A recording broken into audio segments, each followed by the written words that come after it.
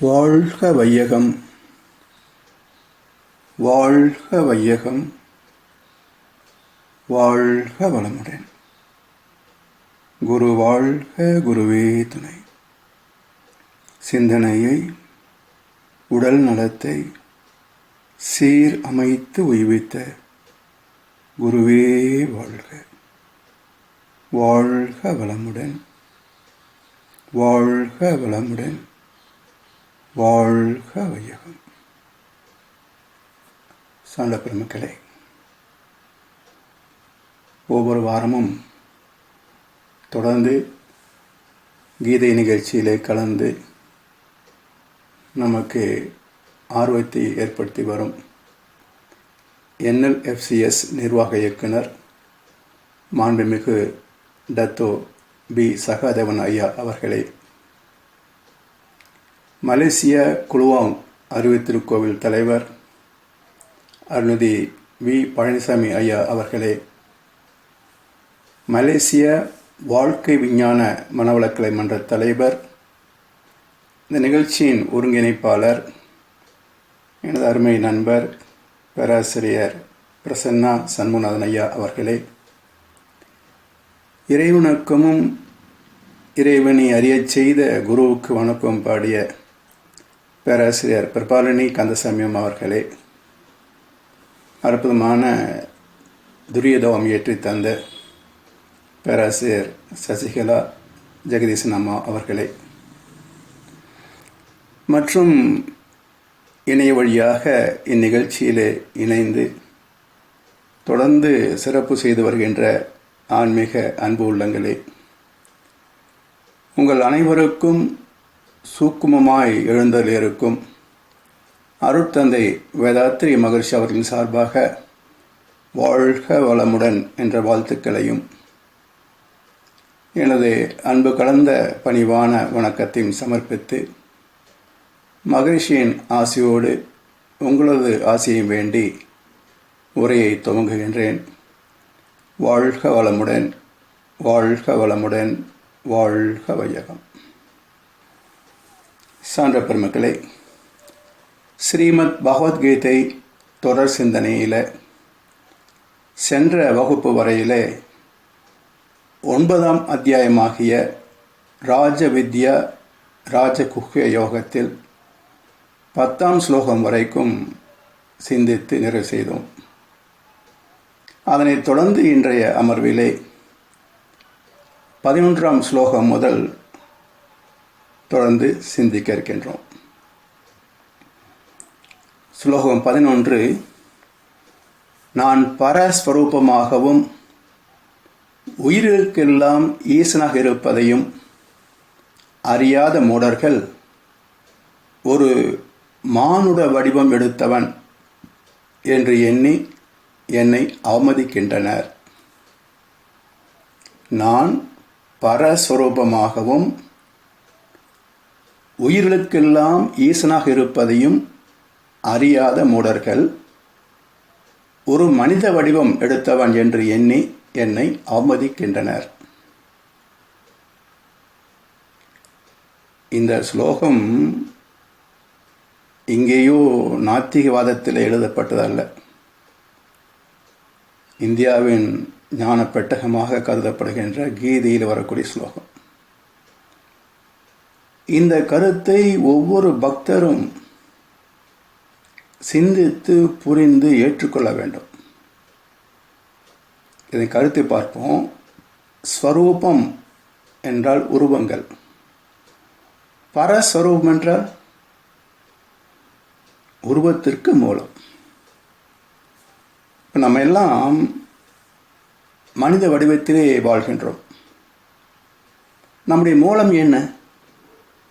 தந்தை தாய் ஈர் உயிரும் இணைந்த போது உருவான கருவுக்கு என்ன அளவு எடை? உண்டு என்று காட்ட முடியாத, இல்லை என்று மறுக்க முடியாத அரூபமாகிய காந்த உடல் தானே இன்றைக்கு இவ்வளவு பெரிய உடலாக வாழ்ந்து கொண்டிருக்கிறது. இந்த வடிவத்திற்கு மூலம் அந்த பர வடிவமாகிய சிசு, அதுபோல இந்த பிரபஞ்சத்திற்கெல்லாம் மூலமாகிய அந்த ஆதி சிவம், அந்த பரவெளி எப்படி இருக்கிறது என்றால் பரஸ்வரூபமாக, உருவத்திற்கு மூலமாகிய அருவமாக. சரி, உயிர்களுக்கெல்லாம் ஈசனாக, ஈசா என்றால் மூலம் என்று பொருள். ஈசா ந என்றால் தனக்கு ஒரு மூலம் இல்லாதது என்று பொருள். சைவ சித்தாந்தம் சிவனுக்கு சொல்லிய 6 பண்புகளிலே ஒன்று ஈசானம். அதாவது தனக்கு ஒரு மூலம் இல்லாத ஆதி பரம்பொருள். ஆனால் அதுதான் அனைத்து இயக்கங்களுக்கும், தோற்றங்களுக்கும், உயிர்களுக்கும், மனிதர்களுக்கும் மூலமாக இருக்கிறது. இதை அறியாத மூடர்கள், மூடம் என்றால் ஒன்றை உள்ளே வைத்து மறைத்திருப்பது என்று பொருள்.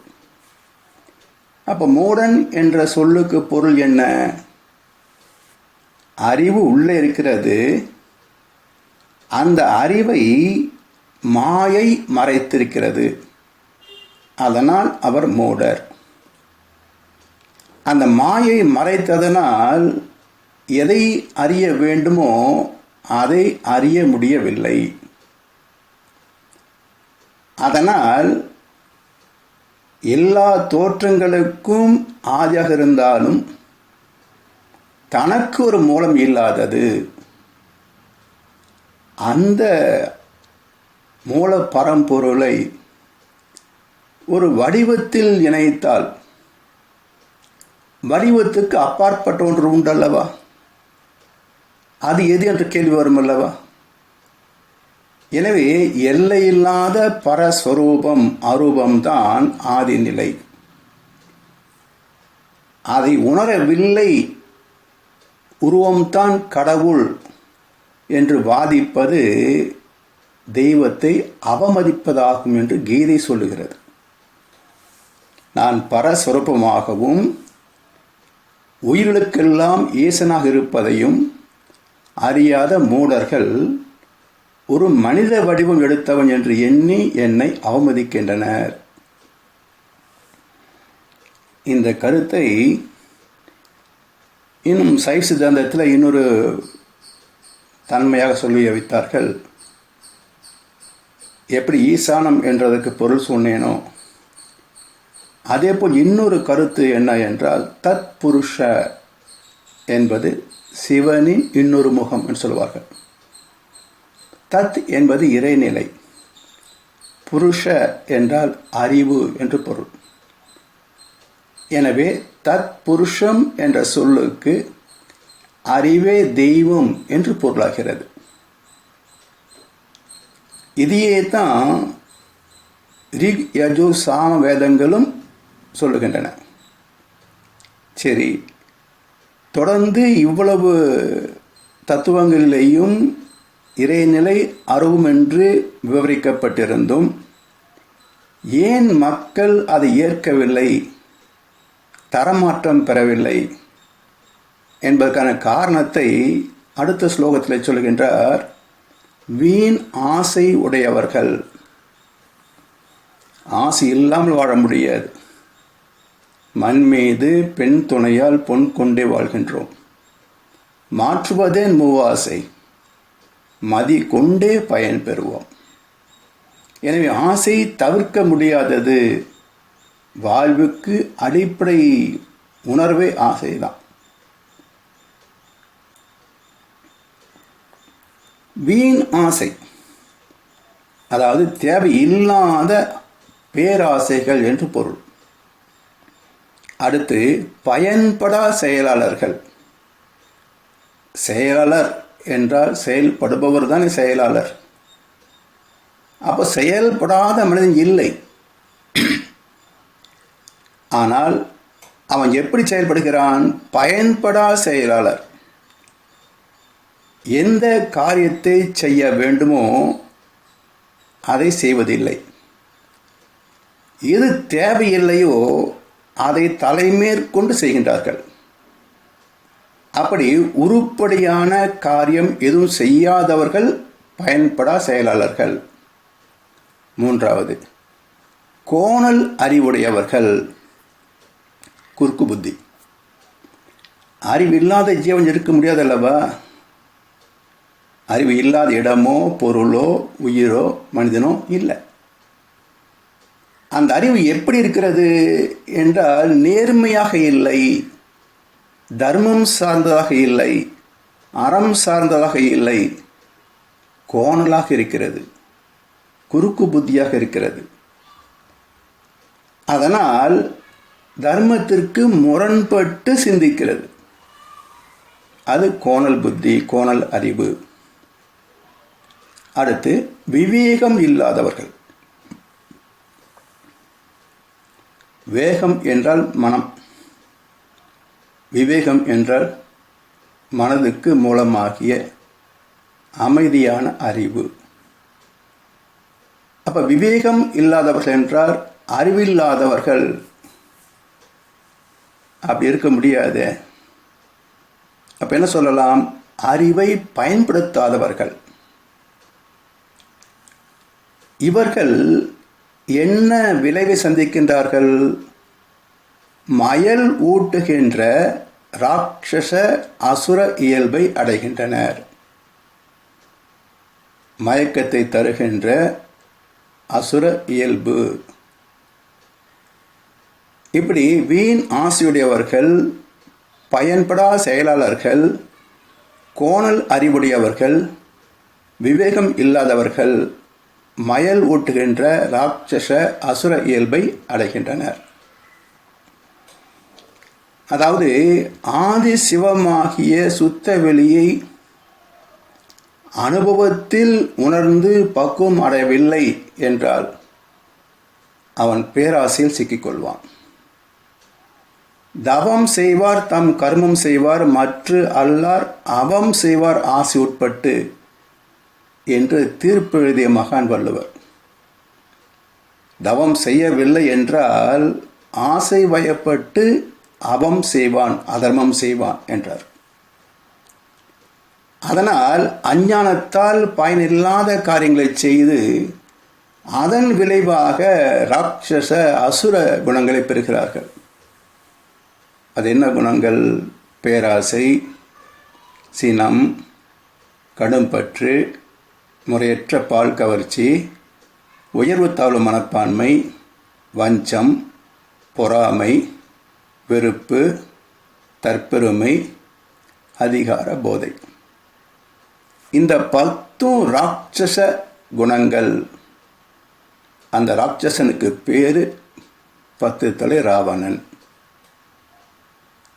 சரி, இந்த 10 குணங்களும் இன்றைக்கு வாழ்கின்ற 800 கோடி மக்களிலே எத்தனை பேரிடத்தில் இல்லை என்று கணக்கு பார்த்தால் என்ன தேரும்? எனவே இந்த பூமியில் வாழ்கின்ற அத்தனை பேரும் ராவணர்கள் தான். விதிவிலக்காக சில பேர் உண்டே தவிர பொதுவில் அமைந்த வாழ்வியலே ராவண வாழ்க்கை தான், ஆணவம் சார்ந்த வாழ்க்கை. அதனால் மயல் ஊட்டுகின்ற ராட்சச குணங்களை பெறுகிறார்கள். நபிகள் சொல்லுவார், இறை மாண்பு ஒரு மனிதரின் உள்ளத்தில் ஆழமாக பதிந்துவிட்டால் பலவீனப்பட்டவர்களின் உரிமைகளை பறிக்கின்ற துணிச்சல் வராது, அன்பும் கருணையும் தான் வரும். எனவே பிறரது பதவி செல்வத்தை கண்டு மலைக்கவும் வேண்டாம், தர்மத்தை தொலைக்கவும் வேண்டாம். சுவாமி சித்தானந்தர் சொல்லுவார், பொய் உடலை மெய் என்று நம்பி அதன் மூலம் போகம் துய்த்தலே குறிக்கோள் என்ற மயக்கம் மோகமாகிறது, ஆசையாகிறது. உண்மையில் அழியாமல் இருப்பதுதான் மெய். அழியக்கூடிய அனைத்தும் பொய் தானே, பொய் பொருள் தானே.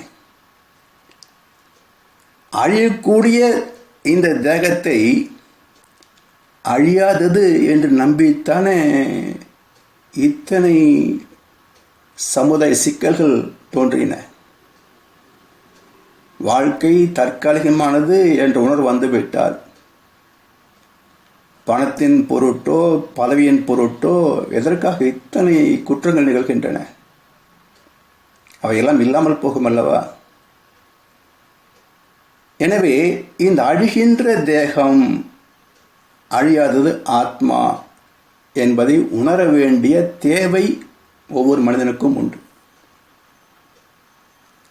ஏனென்றால் இந்த உடல் மூலமாக கண்டு கேட்டு உண்டு உயிர்த்து உற்றறிகின்ற அந்த உணர்வு புலன்கள் 5 பயன் கொண்டு 5 வகையில் இன்பத்தை தூக்கலாம். உடல் இல்லை என்றால் தூக்க முடியாது. நிரந்தரமில்லாத உடலை நிரந்தரமானது என்று மயங்கி இந்த உடலை கொண்டு அனுபவிக்கக்கூடிய இந்த 5 வகை புலன் இன்பங்களே சாஸ்வதம் என்று நம்பி அவற்றை பெறுவதற்காகவே வாழ்நாள் முழுவதும் பாடுபட்டு பெருக்கிக் கொள்கின்ற ஆசையும் வளர்த்து கொள்கின்ற அறிவும் கையாள்கின்ற யுக்திகளும் செய்கின்ற காரியங்களும் ஆத்ம லாபத்திற்கு பயனாகுதா பாருங்க. அதனால்தான் எத்தனை உயர்ந்த பதவியை அடைந்தாலும் எவ்வளவு குவிந்த செல்வத்திற்கு அதிபதியாக இருந்தாலும்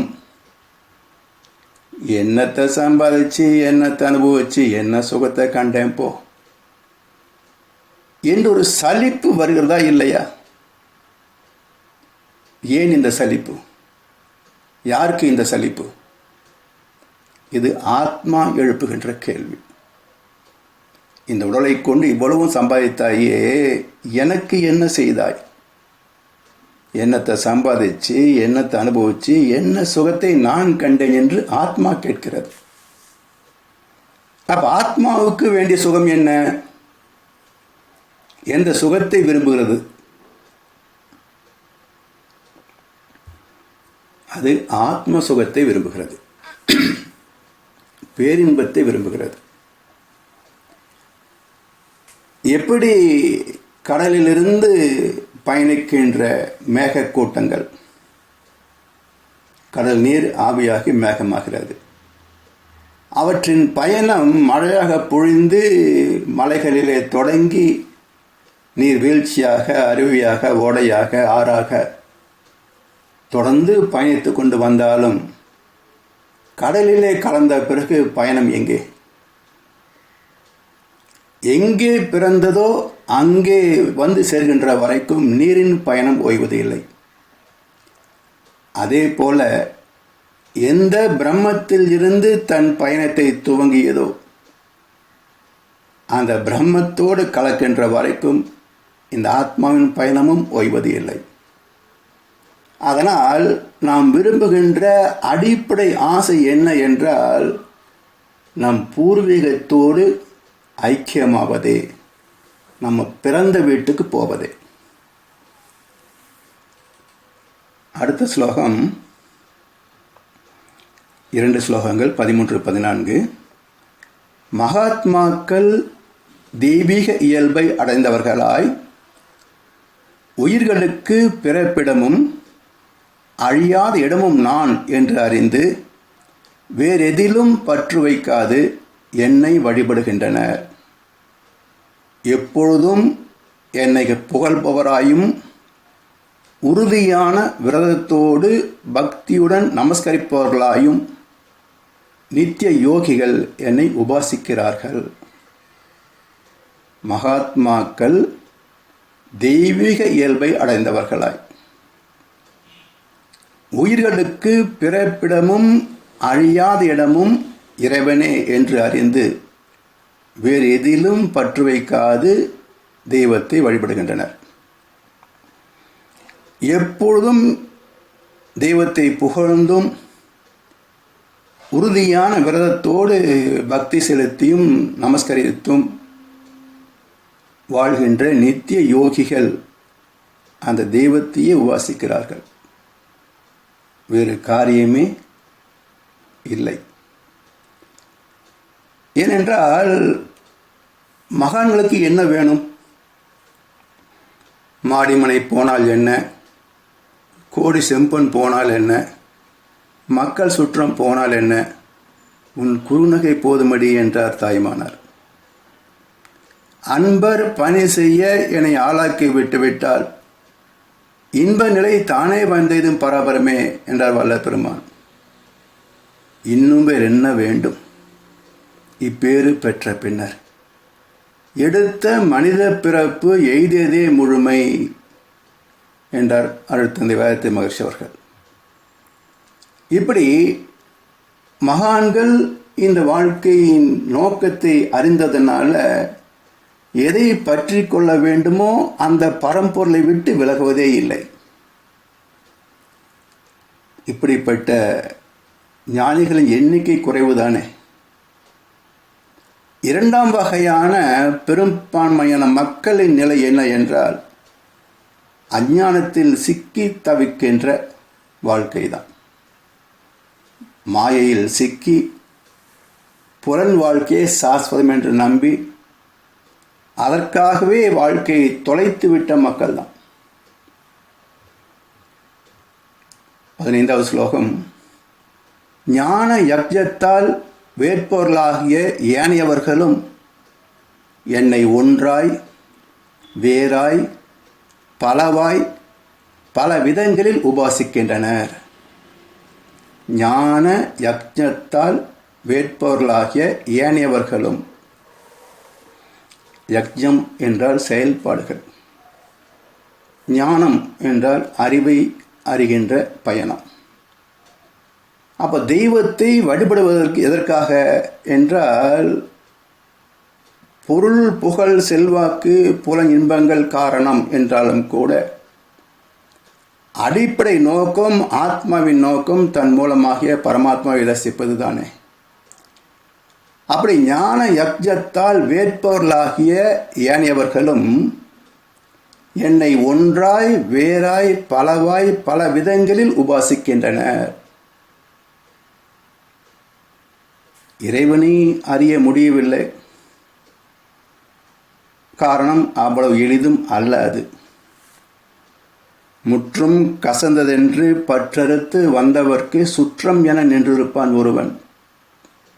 அவனை தொடர்ந்து சென்றால் அவன் தானே இறைவன். முற்றும் கசந்து போனால் தானே. அற்றது பற்று எனில் உற்றது வீடு என்றார்கள். அந்த பக்குவத்தை பெறக்கூடிய வாய்ப்பு ஒரு சிலருக்குத்தானே கர்ம பலனாக கிடைக்கிறது. மற்றவர்களுக்கு அறியாமை. இந்த அறியாமையில் இருப்பவர் சும்மா இருக்கிறார்களா? மக்கள் ஏதோ ஒரு வகையில் இறைவனை தேடுகிறார்கள். குறைந்தபட்சம் கடவுள் இல்லை என்றால் சொல்லுகிறானா அல்லவா? கடவுளை பற்றிய சிந்தனை இல்லாதவர்கள் 110 கோடி இந்த உலகத்தில். அவன் சமுதாய சட்டத்தோடு நின்று விட்டான். 800 கோடியில் 110 கோடி தான் கடவுளை பற்றி கவலைப்படாத மனிதர்கள். மற்ற அத்தனை பேரும் ஏதோ ஒரு வகையில் நம்பிக்கை உள்ளவர்கள் தான், அல்லது ஒரு சிறுபான்மையாக நாத்திகர்கள் தான். சரி, இந்த பக்தர்களிலேயும் எத்தனை பிரிவினைகள்! ஒன்றாய் வேறாய் பலவாய் பல விதங்களில் உபாசிக்கின்றனர்.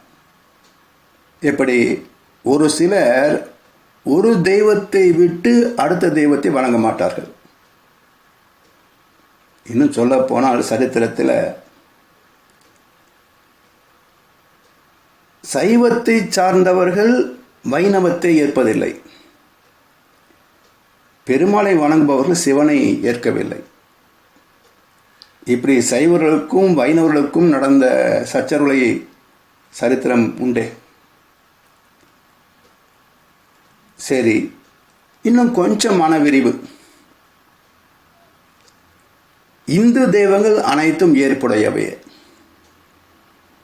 எனக்கு சைவம் பிரச்சனை இல்லை, வைணவம் பிரச்சனை இல்லை, சாக்தம், கௌமாரம், கணபத்தியம், ஐயப்பன், அம்மன் எதுவும் பிரச்சனை இல்லை. ஆனால் பிற மதங்கள் எனக்கு பிடிக்காது. இப்படி அந்தந்த மதத்தை மட்டுமே சார்ந்து வணங்குவது.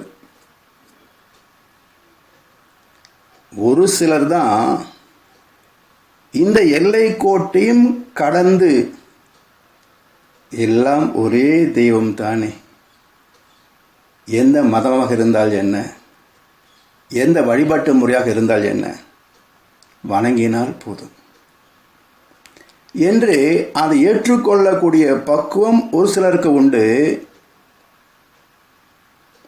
இப்படி எல்லா மதங்களையும் ஏற்பவர்கள் மதம் மாறுவது இல்லை.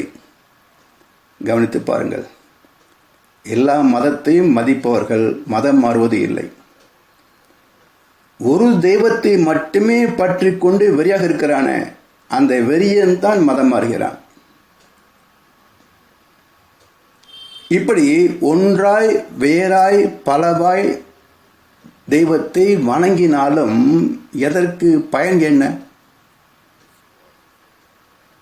அடுத்த ஸ்லோகம் சொல்கிறது, நானே வைதிக கர்மம், யஜ்ஞம் நானே, ஸ்வதாவாவது நானே, ஔஷதம் நானே, மந்திரமாவது நானே, ஹோமம் செய்யப்படும் நெய்யும் நானே, அக்னியாவது நானே, வேட்டல் நானே, எல்லாம் நானே. ஒரே வார்த்தையில் சொன்னார், எல்லாம் அவனே தானே. அதை ஏன் பிரித்து பேசுகிறார்கள் என்றால், எப்படி எல்லாம் ஒன்று என்று ஏற்றுக்கொள்வது? அதை நானே சொல்ல மட்டும் போதாது, எப்படி பரிணமித்து வந்தது என்ற கருத்தை விளக்குகின்ற ஒரு தெளிவான இதிகாசம் என்றால் வேதாத்திரியம்தான். வேதாத்திரியத்தை புரிந்து கொண்டால் இந்த ஸ்லோகங்களின் உட்பொருளை விளங்கிக் கொள்ளலாம். வைதிக கர்மம் நானே, அதாவது பக்தி மார்க்கம் என்ற வகையில் யாக குண்டங்கள், வைதிக கர்மங்கள், நிறைய சம்பிரதாயங்கள் வைத்திருக்கிறார்கள். அவை எல்லாம் ஒரே பரம்பொருளை சார்ந்தது தான். யஜ்ஞம் நானே, அனைத்து இயக்கங்களும் மனிதரின் செயல்பாடுகளும் இறைவனே. ஸ்வதாவாவது, அதாவது பிண்டம் ஆவதும் நானே. ஔஷதம், மருந்து, நோயும் அவனே, மருந்தும் அவனே. மந்திரம், ஓசைகள், அதுவும் அவனே. மந்திரம், மன உறுதி, அதுவும் அவனே. ஹோமத்தில் ஏற்றப்படுகின்ற நெருப்பு, அக்னியும் அவனே. அதில் வார்க்கப்படுகின்ற நெய்யும் அவனே. ஆகுதி செய்யப்படுகின்ற பொருட்களும் அவனே. சரி, வேண்டுபவனும் அவனே. இத்தனையும் தருகின்றான். எதற்காக? இறைவனை வேண்டி ஏதோ நன்மைகளை வேண்டி செய்கின்றான். அந்த வேண்டுகின்ற செயலும் அவனே தான். சுருக்கமாக சொன்னால், அவனல்லால் புவி மேலே அணுவும் அசையாது.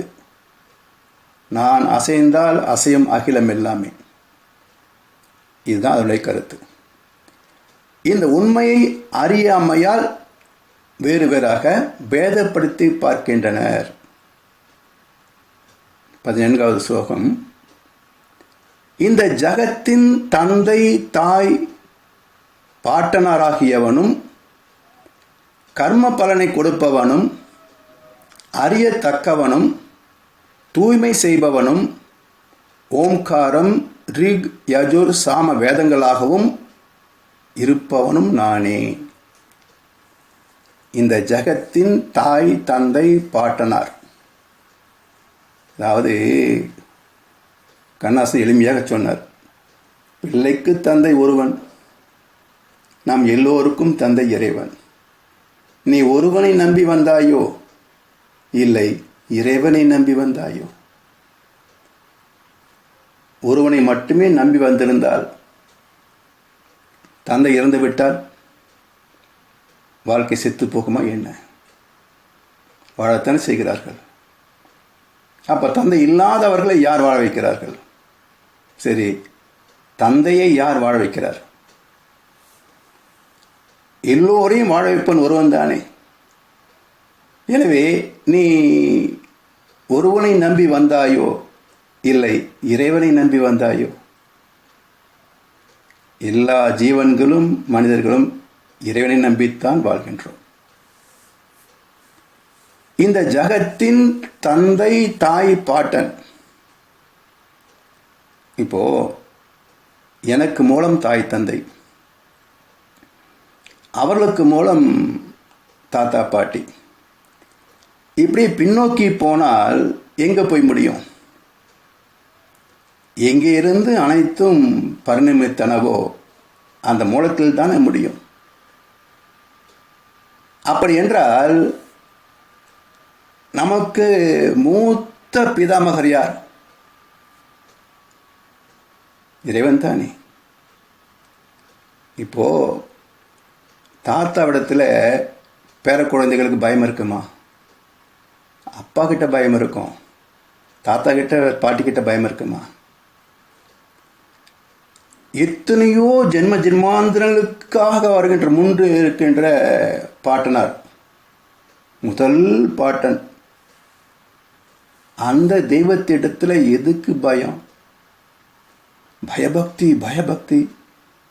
வணங்கவில்லை என்றால் அடித்து தருவானோ, தண்டித்து விடுவானோ, என்ன பயம் தாத்தா கிட்ட? ஆனால் தப்பு செய்தால் தாத்தா கண்டிப்பார், தண்டிப்பார். அப்போ இறைவனிடத்தில் பயம் வேண்டாம். தவறு செய்வதற்கு பயப்பட வேண்டும். ஏனென்றால் எவ்வளவு செல்லம் கொடுத்தாலும் தப்பு செய்தால் தண்டிக்கப்படுவாய். அதனால் தெய்வத்தை பயப்பட வேண்டாம், தெய்வ நீதிக்கு பயப்பட வேண்டும், அந்த தண்டனைக்கு பயப்பட வேண்டும். எனவே இந்த ஜகத்தின் தந்தை, தாய், பாட்டனார் அவர்தான். கர்ம பலனை கொடுப்பவனும் அவனேதான்.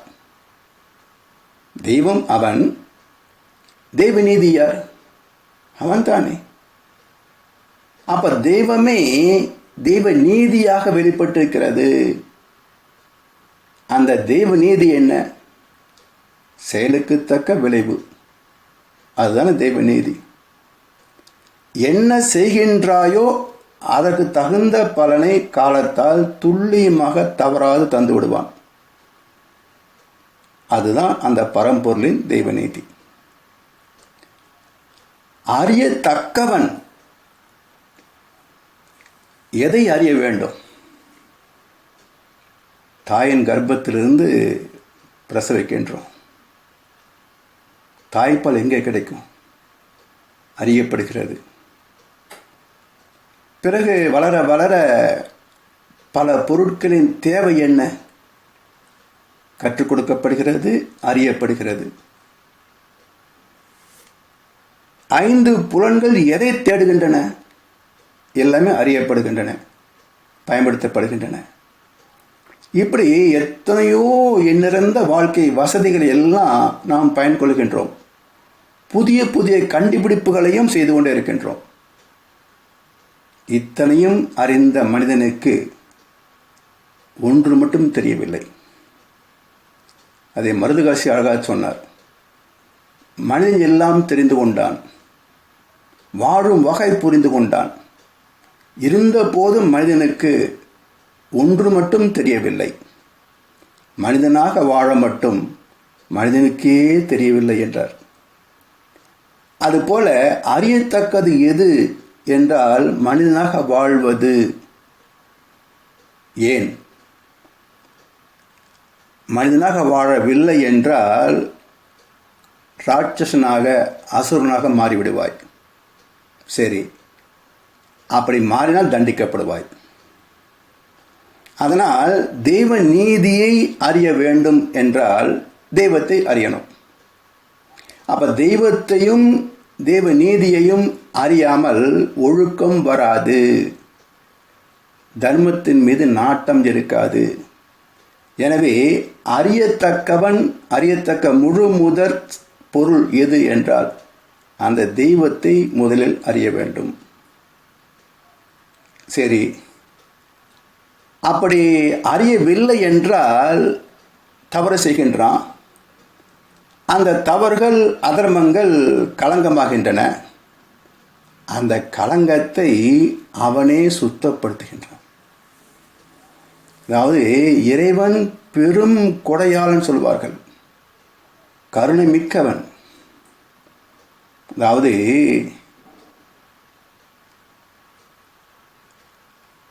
ஒரு தாய் குழந்தையின் பசி அழுகின்ற போது அந்த பசியை தீர்ப்பதற்காக தாய்ப்பால் கொடுக்கிறார். கருணை தானே. சரி, அந்த குழந்தை நோய்வாய்ப்பட்டு விட்டால் மருந்தை கொடுக்கிறார். குழந்தையின் பக்கத்தில் பார்க்கின்ற போது தாய்ப்பாலை ருசித்து குடிக்கின்ற குழந்தை மருந்தை நேசிப்பதில்லை, விரும்பி அருந்துவது இல்லை. அதற்கு விருப்பமில்லை, குடிக்கவில்லை என்பதனால் தாய் விட்டு விடுவாளா? விட்டுவிட்டால் நோய் குணமாகுமா? அப்போ என்ன பண்ணுகிறாள்? வற்புறுத்தி கையை காலை பிடித்து மூக்கை பிடித்து அந்த மருந்தை ஊட்டி விடுகிறாள். அப்போ அந்த குழந்தை படுகிற அவஸ்தையை பார்த்தால் நமக்கு கஷ்டமாக தான் இருக்கும். அப்போ பசிக்கிறதே என்று தன் உதிரத்தையே பாலாய் தந்ததும் கருணை. அதே சமயத்தில் அது நோய் தீர்க்க வேண்டுமே என்பதனால் அதை வற்புறுத்தி மருந்து புகட்டியதும் கருணை. ஒன்று அறக்கருணை, இன்னொன்று மரக்கருணை. துன்பத்தை கொடுத்து சுத்தப்படுத்துகின்ற மரக்கருணை. அதே போல தர்மத்தின்படி வாழ்பவனுக்கு இறைவன் இன்பங்களை தருகின்றான், எல்லா வகையிலும் பாதுகாப்பாக இருக்கின்றான். தர்மத்தை புறக்கணித்தவனுக்கு, அதர்மத்தை ஆராதிப்பவனுக்கு அந்த செயலால் வந்த பாவ கர்மாக்கள், அந்த பாவத்தையும் கருணையோடு சுத்தப்படுத்துகின்றான். ஆனால் இந்த கருணை மரக்கருணை. ஏனென்றால் சுத்தப்படுத்தும் போது அது அன்பும் கருணையாக சுத்தப்படுத்த முடியாது. கொஞ்சம் வன்முறையாகத்தான் இருக்கும். தண்டனை அல்லவா, துன்பம் அல்லவா, கொஞ்சம் கருணை குறைவாகத்தான் தெரியும். அந்த துன்பத்தின் மூலம் என்ன நிகழ்கிறது? தீய கர்மாவுடைய பாவம் நீக்கப்படுகிறது. அதனால் அந்த மரக்கருணையை ருத்ரம் என்றார்கள்.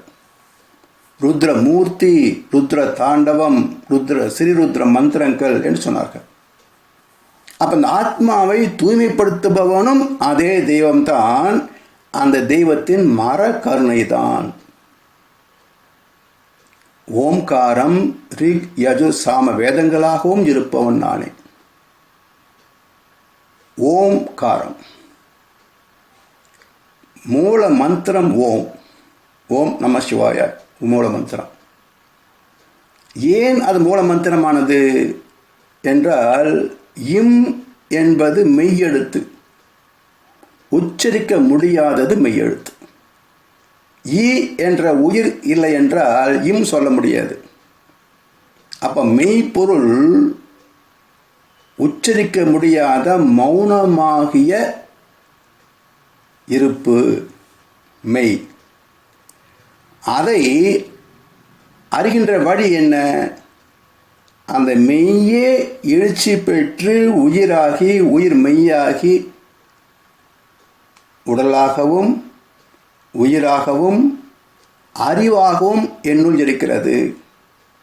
இந்த அறிவை கொண்டே சிந்தனை செய்தால் உடலையும் அறியலாம், உடலுக்கு மூலமாகிய உயிரை அறியலாம், உயிருக்கு மூலமாகிய ஆத்மாவை அறியலாம், ஆத்மாவுக்கு மூலமாகிய பரமாத்மாவை அறியலாம், பரமாத்மாவுக்கு மூலமாகிய தெய்வத்தை அறியலாம். இப்படி அந்த பரிணாம நீதிகள் அத்தனையும் படிப்படியாக அறிய முடியும். அந்த பக்குவத்துக்கு துணை செய்வது ஓம் என்ற பிரணவ மந்திரம். ரிக் யஜுர் சாம வேதங்களிலேயும் இதே குறிப்புகள் சொல்லப்பட்டிருக்கின்றன. வேதம் என்றாலே இறை துகள் என்றுதான் பொருள். ஏற்கனவே 4வது அத்தியாயத்தில் நாம் பார்த்தோம். யாண்டும் நிறைந்துள்ள வேதம் யக்ஞத்தில் நிலை பெற்றுள்ளது என்ற ஒரு ஸ்லோகத்தை அங்கே பார்த்தோம். எது இயங்குகிறது? மறைபொருள் ஆகிய தெய்வத்திலிருந்து எழுச்சி பெற்ற இன்னொரு மறைபொருள், இயங்குகின்ற மறைபொருள் இறை துகள். அப்படி வேதம் என்பது மறைந்திருக்கின்ற மறைபொருட்கள் எப்படி இருந்தது, எப்படி எழுந்தது, எப்படி மாற்றமடைந்தது என்ற விளக்கங்களை குறிக்கின்ற போது மறைபொருளை பற்றிய விளக்கத்தை சொல்லுகின்ற நூலுக்கும் மறை என்றே சொல்லப்பட்டது. எனவே அறியத்தக்கது என்றால் எல்லோரும் அறியாதது. அறிந்தது உடல் சார்ந்த தேவைகள், அறியாதது ஆத்மா சார்ந்த உண்மைகள். அதை அறிவதுதான் உயர்ந்த அறிவு, ஞானம். ஆத்மாவில் உள்ள பாவ கர்மங்களை நீக்கிவிட்டால் பிறகு இருப்பது பரம்பொருள் தானே. அதுதான் ருத்ரம் என்றால் துன்பத்தை கொடுத்து சுத்தப்படுத்துபவன் என்று பொருள். ருத்ர தாண்டவம் என்ற சொல்லுக்கு பொருள் என்ன? ருத்ரம் தாண்டு அவம், ருத்ர தாண்டவம். அவம் என்ற சொல்லுக்கு பொருள் என்ன? தவம் செய்வார் தம் கர்மம் செய்வார், மற்ற அல்லார் அவம் செய்வார் ஆசை உட்பட்டு என்று வள்ளுவப்பெருந்தகை சொன்னார். அப்போ அவம் என்ற சொல்லுக்கு பொருள் என்ன? தவத்துக்கு எதிர்ச்சொல் என்று ஒரு பொருள். அப்ப தவத்துக்கும் அவத்துக்கும் என்ன விளக்கம் என்றால், தவம் செய்வார் தம் கர்மம் செய்வார். தான், குடும்பம், சுற்றம், ஊர், உலகு, இந்த 5 வகை கடமைகளிலேயும் உடலையும் மனதையும் நட்பையும் உறவையும் காத்துக்கொண்டு ஆத்ம தூய்மை பெற்று இறை உணர்வை பெறுவதும் அடிப்படை தேவை. அப்போ எல்லாவற்றையும் செய்வதுதான் தவத்தின் நோக்கம். அதுக்கு எதிர்ச்சொல் இவை அனைத்தையும் மறந்த நிலை, தன் கடமை, தனக்குத்தான் செய்து கொள்ள வேண்டிய கடமை, இப்படி 2 வகையிலேயும் அறியாமையில் சிக்கிய நிலை அவம். ஆத்மாவுக்கு இச்சை ஊட்டி துன்பத்தை கொடுக்கக்கூடிய எண்ணம், சொல், செயலிலே ஆழ்த்துகின்ற போது ஆண் அவமே ஆணவம் ஆகிறது. ஆணவம் நன்மை செய்ததாக எங்கேயாவது சரித்திரம் உண்டா? ஆணவத்தின் செயல்பாடு அதர்மம் தானே. அதனால் தாண்டு அவம், இந்த அவத்தை தாண்டி விடு. எப்படி தாண்டுவது? ஒரு நுனி மூலாதாரம், அடுத்த நுனி சகசிராதாரம். அப்போ இங்கே இருந்து மனதை மேலே உச்சிக்கு ஏற்றிவிட்டால் அது தவத்திலே ஆழ்ந்து விடும்.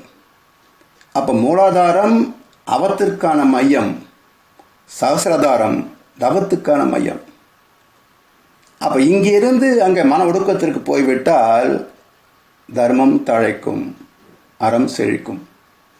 அதனால் ஏற்கனவே செய்த பாவத்துக்கு துன்பத்தை அனுபவித்து சுத்தப்படுத்திக் கொள்வது, மேற்கொண்டு பாவம் செய்யாமல் தப்பித்துக் கொள்வது. அதான் ருத்ர தாண்டவம் என்று பொருள். இதை கண்ணசன் அழகா சொல்லி வைத்தார். உயிரே அழுக்கு துணி, உவர் மண்ணே நம் பிறப்பு, பூவுலக வாழ்க்கை என்னும் பொல்லாத கல்லினிலே, மோதி அடிக்கையிலே, முட்டி கசக்கையிலே, ஆதி சிவம் என்னும் ஆற்றில் வரும் வெள்ளத்திலே, அழுக்கெல்லாம் வெளுக்குதிர வெள்ளையப்பா, அவன் அருள் என்னும் கடலினிலே வெள்ளையப்பா, இந்த உயிர்கள் எல்லாம் வாழுதடா வெள்ளையப்பா என்றார். அப்படி இந்த உயிரை ஆத்மாவை சுத்தப்படுத்துகின்ற கருணையும் இறைவனுடைய மரக்கருணையே. இப்படி இறைநிலையே துகளாகி பிரம்மம் சொல்லக்கூடிய மூலப்பொருளாகி அதிலிருந்து அணு முதல் மனிதன் வரைக்கும் பரிணாமத்தில் எழுச்சி பெற்று பல வகையான இயக்கங்களாகி மனிதனே தெய்வத்தை அறிகின்ற சிறப்பையும் பெறுகின்றான். 18வது ஸ்லோகம். புகலிடம் வளர்ப்பவன், உடையவன், சாட்சி, இருப்பிடம், அடைக்கலம், தோழன், பிறப்பிடம், ஒடுங்குமிடம், தங்குமிடம், களஞ்சியம், அழியாத வித்தும் நானே. ஒவ்வொரு வார்த்தைக்கு என்ன பொருள் பார்ப்போம். சகலமும் நானே என்ற கருத்திலே ஒரு அங்கம் இது. புகலிடம் என்றால் சரணாகதி அடைகின்ற இடம். செய்த கர்மத்துக்கு ஏற்றவாறு எது நமக்கு வந்து சேர்கிறதோ அது நமக்கு புகலிடம். புகழ் என்றால் கதி, விளைவு என்று பொருள். அடுத்து வளர்ப்பவன், உடல், மனம், அறிவு இவற்றை சரியாக பேணுவதற்கு தேவையான அனைத்து வசதிகளையும் கொடுப்பவன் இறைவனே. உடையவன், அதாவது உடைமை என்றால் சொத்து, ப்ராப்பர்ட்டி. இந்த சொத்துக்கு உரியவன் யார்? உதாரணமாக ஆங்கிலத்தில் அருமையான வார்த்தை உண்டு. உற்பத்தி செய்த பொருட்கள் எல்லாம் ஒரு கிடங்கிலே சேமித்து வைக்கின்றோம். அந்த கிடங்குக்கு ஆங்கிலத்தில் கோடவுன் என்று ஒரு வார்த்தை. அதன் எழுத்துக்களை பார்க்கின்ற போது பிரமிப்பான பொருள். GODOWN, கோடவுன். 6 எழுத்துக்கள். இதை பிரித்து பார்த்தால் GODOWN என்ன பொருள்? God own. என்ன பொருள்? இந்த கிடங்கில் இருக்கின்ற அத்தனை பொருட்களுக்கும் சொந்தக்காரன் யார் என்றால் இறைவனே, காட் ஓன். இந்த சத்தியத்தை தெரிந்து கொள்ளவில்லை என்றால் அந்த கிடங்கை வைத்திருக்கிறானே, he will go down a day, ஒரு நாளைக்கு அழிந்து போவான். எனவே உடையவன் என்றால் சொந்தக்காரன், முதலாளி.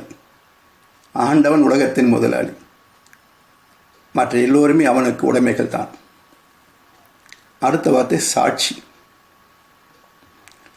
அத்தனை உண்மைக்கும் அவன் சாட்சி. மக்கள் அரங்கத்தில் வராது, அவன் சாட்சி, காட்சி. ஏனென்றால் அரூபமாக இருக்கவன் தான் இறைவன். அவனே ஒவ்வொரு மனிதனின் ஆத்மாவிலே மூலப்பொருளாக இருந்து கொண்டு உடல், மனம் செய்கின்ற எல்லா அனுபவங்களையும் ஈர்த்து சுருக்கி இருப்பாக்கி வைத்து விடுகின்றான். காலத்தால் தகுந்த விளைவையும் தருகின்றான். எனவே தெய்வ சாட்சி கூண்டு ஏறாது. அது ஒரு தெய்வீக நீதிமன்றம் என்றார் மகரிஷி. இந்த நீதிமன்றத்தில் வாதி மனசு, பிரதிவாதி மனசாட்சி, நீதிபதி தெய்வம். வக்கீல்களுக்கு இங்கு வாய்ப்பு இல்லை. செயலுக்கு தக்க விளைவு என்ற ஒற்றை சரத்து இந்த நீதிமன்றத்தின் சட்ட புத்தகம். இங்கே தீர்ப்புகள் திருத்தப்படுவது இல்லை. பூஜை, புனஸ்காரம், பரிகாரம் எந்த செயல்முறைகளும் இங்கே பரிசீலனைக்கு எடுத்துக்கொள்ளப்படுவதும் இல்லை. இது திருத்த முடியாத தீர்ப்பு. எனவே அவனே அனைத்துக்கும் சாட்சியாக இருக்கின்றான், இருப்பிடமாகவும் இருக்கின்றான். நிவாச, எப்படி நான் வாழ்வதற்கு இந்த பூமியை தந்திருக்கின்றான், இந்த பூமி இயங்குவதற்கு சூரியனை தந்திருக்கின்றான், சூரியன் இயங்குவதற்கு பிரபஞ்சத்தை தந்திருக்கின்றான், பிரபஞ்சத்தை தன்னிலே வைத்திருக்கின்றான். எனவே அனைத்திற்கும் இருப்பிடம் அதுவே பரம்பொருளே, அடைக்கலம். அனைத்திற்கும் அடைக்கலம் தந்து காத்து அருளுவதும் அந்த பரம்பொருளை. தோழன் என்றால் கைமாறு கருதாது நன்மை செய்பவன் என்று பொருள். யாரிடத்திலும் எதையும் எதிர்பார்க்காது நன்மைகளையும் தகுந்த திருத்தங்களையும் செய்து கொண்டிருக்கின்ற ஒரே பொருள் பரம்பொருள் தானே. அவன்தான் பெஸ்ட் ஃப்ரெண்ட், உயர்ந்த தோழன் அவன்தான். பிறக்கும் இடம் இருப்பிடம் தங்குமிடம். நாம் பிறக்கிறோம், வாழ்கிறோம், ஒரு நாள் முடிந்தும் போகிறோம். மண்ணிலே நடந்ததை மண்ணுக்கு அளித்தான், வானத்தில் இருந்தே மனித வாழ்க்கையை முடித்தான். இப்படி எல்லாமே இந்த பிரபஞ்சத்திற்குள் மண்ணுக்குள் நிகழ்கின்ற இயக்கங்களே. அடுத்து களஞ்சியம், அதாவது சேர்த்து வைக்கின்ற இடம், களஞ்சியம். தானம் என்றால் கொடுப்பது, நீ தானம், அமைதி காப்பது என்று ஒரு பொருள் உண்டு. நிதானமாயிரு என்றால் அமைதி காப்பது. இன்னொரு பொருள் தானத்துக்கு எதிர்ச்சொல் நீ தானம், அதாவது தானம் தருவதை கொஞ்சம் நிறுத்து என்று அர்த்தம். எதுக்கு? இருப்பதையெல்லாம் எடுத்து அள்ளி விட்டு விடாதே, நாளைக்கும் வேண்டும், அடுத்த சந்ததிக்கும் வேண்டும். இந்த பூமியை பாழ்படுத்துவதற்கு எந்த உரிமையும் நமக்கு கிடையாது. இதை பாதுகாப்பாக பராமரித்து வருகின்ற சந்ததிக்கு விட்டு செல்ல வேண்டிய கடமை ஒவ்வொரு மனிதனுக்கும் உண்டு. அந்த கடமை மறந்ததனால்தான் இந்த பூமியை எந்தெந்த வகையிலெல்லாம் சிதைக்க முடியுமோ விஞ்ஞானம், வசதிகள் என்ற பெயராலே சிதைத்து கொண்டிருக்கின்றார்கள். அழியாத வித்தும் நானே. விதை அழிந்து போகிறதா? விதை அழிந்தால் தெய்வமே அழிந்து போனதாக அர்த்தம். ஏன்? இறைவனுக்கு நம் முன்னோர்கள் தந்த பெயர்களிலே ஒரு சிறப்பான பெயர் வித்தகன். இறைவனுக்கு வித்தகன் என்று பெயர். ஏன் வித்தகன்? வித்துக்கு அகமாக உள்ளே இருப்பவன் வித்தகன். வித்துக்கு அகமாக உள்ளே இருப்பவன் வித்தகன். மரத்தினிலே விதையும் அந்த வித்தினிலே மரம் போல் மனிதனுக்குள் தெய்வம், அந்த தெய்வத்துக்குள் மனிதனாம் என்றார் மகரிஷி. ஒரு விதையிலிருந்து ஒரு செடி மரமாகிறது. மலர்ச்சி பெற்று முடிகின்ற போது அதிலிருந்து விதைகள் உருவாகின்றன. அந்த விதைகள் மீண்டும் மரங்களாகின்றன. அப்போ விதை மரம், விதை மரம், விதை மரம், இந்த பரம்பரை தொடர்ந்து கொண்டே இருக்கும். எந்த காலத்திலும் விதை, வித்து என்பது அழிந்து போவதே இல்லை. காரணம், அதற்கு மூலப்பொருள் இறைவன். வித்துக்கு அகமாக உள்ளே இருக்கின்ற இறைவன். எனவே அழியாத வித்தும் இறைவனே. 19வது ஸ்லோகம். நான் வெப்பம் தருகிறேன், மழையை பெய்விக்கவும் தடுக்கவும் செய்கிறேன். சாகாமையும் சாவும் சத்தும் அசத்தும் நானே. நான் வெப்பம் தருகிறேன். எப்படி? சூரியனிலே இருந்து நமக்கு வெப்பம் கிடைப்பதாக எல்லோரும் நம்புகின்றோம், விஞ்ஞானமும் பேசுகிறது. உண்மையிலேயே சூரியனிலிருந்து வருகின்ற அலைகள் கருநிறமான காந்த அலைகள் தான், ஹீலியம் அலைகள். அந்த ஹீலியம் அணுக்கள் பூமியின் காந்த களத்தோடு தன்மாற்றம் அடைகின்ற போதுதான் பூமியின் காற்று மண்டலம் வெளிச்சமாக வெப்பமாக மாறுகிறது. பூமியை கடந்து பார்த்தால் பகல் பொழுதிலே இரவு தான் இருக்கும். அப்படி வெப்பம் தருவது ஹீலியம் அலைகள். அந்த ஹீலியம் அணுக்களை தந்தது இறைநிலை, இறைத்துகள். மழையை பெய்விக்கவும் தடுக்கவும் செய்கின்றேன். சமீபத்தில் சில பகுதிகளிலே பெரு வெள்ளம், பல கட்டிடங்கள், பொருட்கள், மனித உயிர்கள் எல்லாம் பாழாயின. சில இடங்களிலே மழை பெய்யாமல் தண்ணீர் கிடைக்காமல் தவிக்கிறார்கள். அது காரணம் என்ன? இறைவனே காரணம்தான். ஆனால் அந்த இறைவனின் செயல்பாடுகளிலே குறுக்கிடுவன் யார் என்றால் நெகட்டிவ் வேவ்ஸ், தீய அலைகள். அப்போ மனிதனின் தீய எண்ணங்கள் இந்த பூமியின் காந்த களத்தை கெடுக்கின்ற போது இயற்கை தடுமாறுகிறது. சாகாமையும் சாவும். உடல் சாகிறது, ஆத்மா சாகவில்லை. அப்போ ஆத்மாவாகவும் உடலாகவும் இருப்பது ஒரே பரம்பொருள் தானே. அவன் நிரந்தரமாகவும் இருக்கின்றான், அழியக்கூடியதாகவும் இருக்கின்றான். சத்தும் அசத்தும் நானே.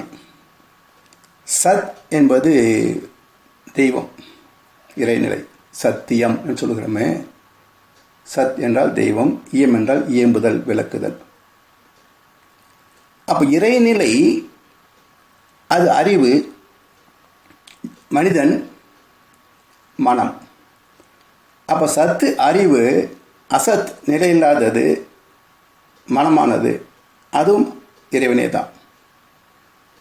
இப்படி சூரியனாக அலைகளை வீசுபவனும் இறைவனே, பூமியின் காந்த தன்மாற்றத்தால் வெப்பமாக மாறுபவனும் இறைவனே, வெப்பத்தால் ஆவியான கடல் நீரை மழையாக பெய்விப்பவனும் இறைவனே, சில பருவங்களில் சில இடங்களில் மழை பெய்யாமல் செய்பவனும் இறைவனே, உடலாக பிறப்பவனும் இறைவனே, இறப்பாக முடிவாக மறைந்து போவதும் இறைவனே, தோன்றுதலும் தோன்றாமையும் இறைவனே. சர்வம் கிருஷ்ணார்ப்பணம். அனைத்தும் இறைவனே தான். இப்படி எல்லாமாக இருப்பது இறைநிலையேதான் என்ற கருத்துக்களை ஒவ்வொரு அம்சமாக பிரித்து பேசப்படுகிறது. இந்த ஸ்லோகத்தோடு இன்றைக்கு நிறைவு செய்வோம். 20வது ஸ்லோகத்தை அடுத்த அமர்விலை நாம் சிந்தனைக்கு எடுத்துக்கொள்வோம் என்று சொல்லி வாய்ப்பளித்த அனைவருக்கும் நன்றி பாராட்டி, இந்த கருத்துக்களை கீதை புத்தகத்தில் மீண்டும் வாசித்து பார்த்தால் தெளிவு பிறக்கும். அதை சார்ந்து சிந்திக்கின்ற போது கருத்துக்கள் நன்றாக விளங்கும் என்று சொல்லி இந்த நிகழ்ச்சி இன்றைய உரையை நிறைவு செய்கின்றோம். வாழ்க வளமுடன், வாழ்க வளமுடன், வாழ்க வையகம்.